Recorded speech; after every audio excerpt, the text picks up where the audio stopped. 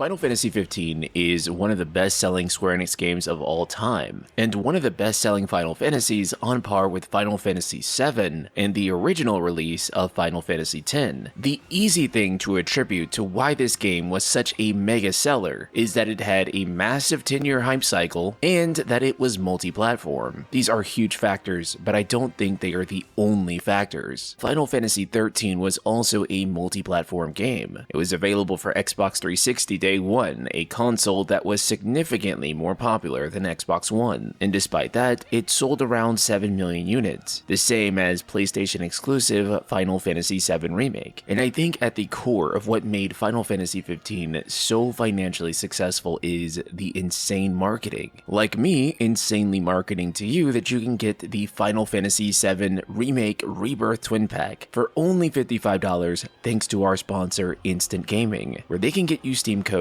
for dirt cheap, and every month they allow us to give away a free game. So click the link in the description and the pinned comment below to win a free game and save a ton of money on the PC port of Final Fantasy VII Rebirth. Final Fantasy XV had the insane Uncovered event. This was a massive event in Los Angeles that had to cost millions of dollars to put on, where they revealed brand new trailers, an Audi collab, a brand new movie called Kingsglaive, a brand new anime that you could watch for free on YouTube, and at long last, a release date for a game that had been 10 years in the making. Now, granted, this release date would absolutely not be met, but in the moment, it was hype. Releasing the film Kingsglaive before releasing the proper game proved to be a smart strategy. For me personally, not only did I go to see that movie in theaters, I also took friends with me, and I went to go see it like 3 times. This allowed me to indoctrinate other people into the series. The release of the Brotherhood anime also did a lot of heavy lifting. You can watch this miniseries for free on YouTube. To put things in perspective, the first episode of Brotherhood has 4.5 million views. This is almost as many views as the reveal trailer for Final Fantasy XVI, which sits at 4.7 million views on the official upload. The reveal trailer for Final Fantasy VII Rebirth sits at 2.3 million views, and the second episode of Brotherhood sits at 2.2 million, which is to say that these short anime episodes reached about as many people as full trailers for the game, and they were releasing at a steady pace. This gave people ways to continuously engage with the game even before it launched. But speaking of engaging with the game, there was nobody more masterful at engaging an audience than Hajime Tabata, Final Fantasy XV's director and producer. Tabata appeared literally everywhere and did non-stop interviews, but most notably, he did something called the Active Time Reports, where Tabby would sit down with the audience and give them the latest updates on the game. At times, it felt like he maybe shared a little bit too much, but he felt like all the years of silence around Versus XIII warranted open transparency, and this in turn rebuilt the relationship between the customer and Square Enix. Tabata would push out demos, run surveys about those demos, and then would even make the result of those surveys public. Tabata was an absolute beast at marketing. He appeared everywhere. He took interviews from every single publication, and anywhere he could be, he was, doing his absolute best to market the game. Regardless of how some of you may feel about the games he's directed, there is absolutely no doubt that he took the appropriate steps to marketing Final Fantasy XV.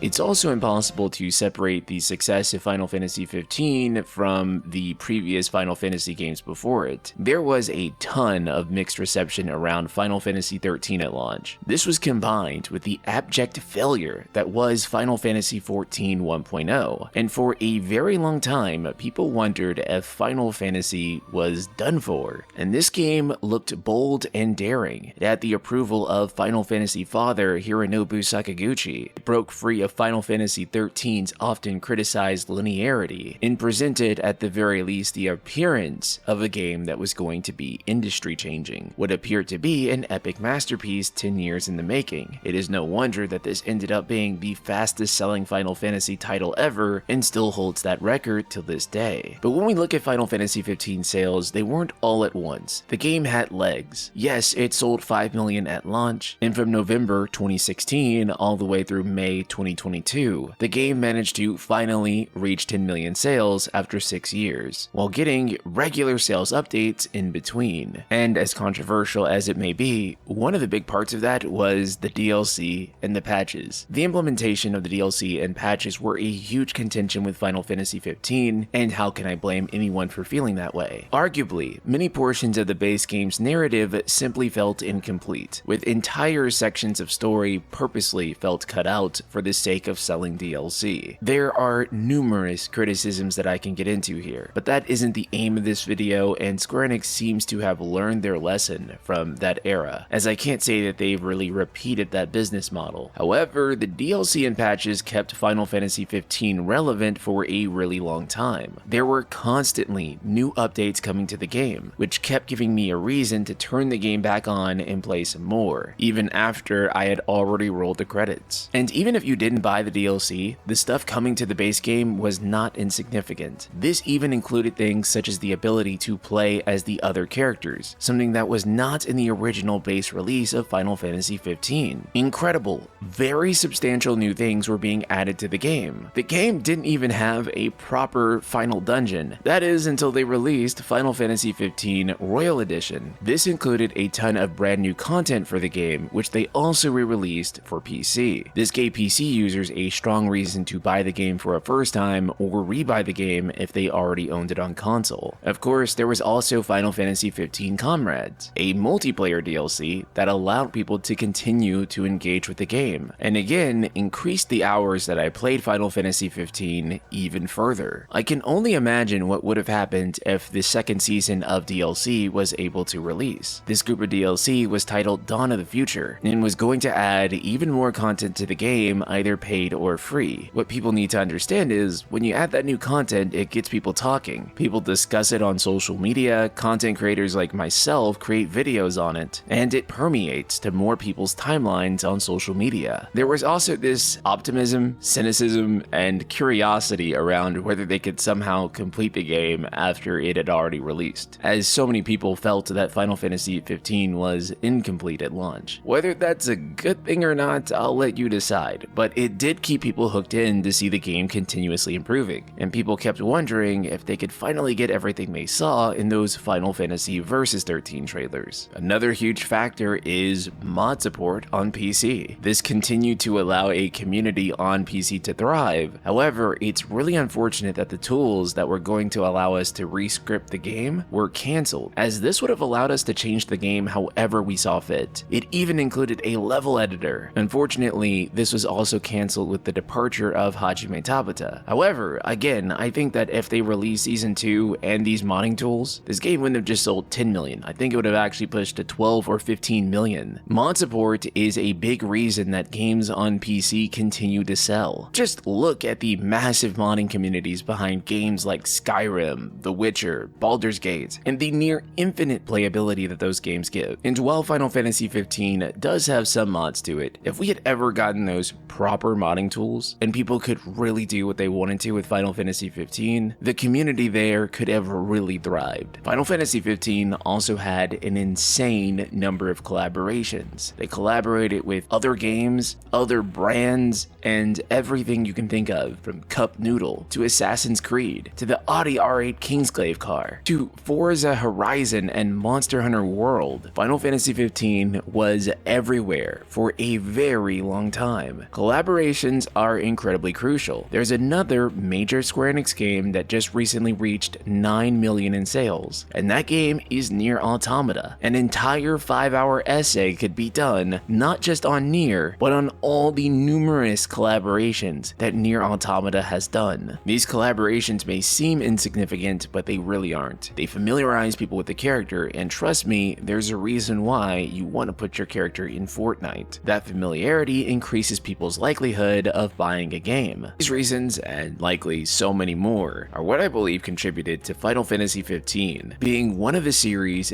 biggest selling titles yet. But these are just my thoughts, and I'd love to hear yours in the comments below on why you think Final Fantasy XV was such a massive success. Be sure to check out Instant Gaming, and I'll see you all in the next video. Later, guys.